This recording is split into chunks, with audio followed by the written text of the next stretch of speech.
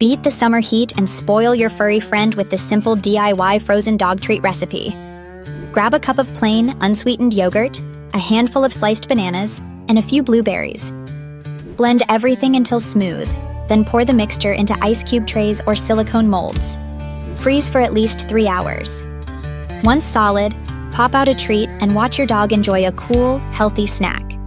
These treats are packed with vitamins and probiotics, making them both delicious and nutritious. Always use pet-safe ingredients and serve in moderation for happy, healthy pups.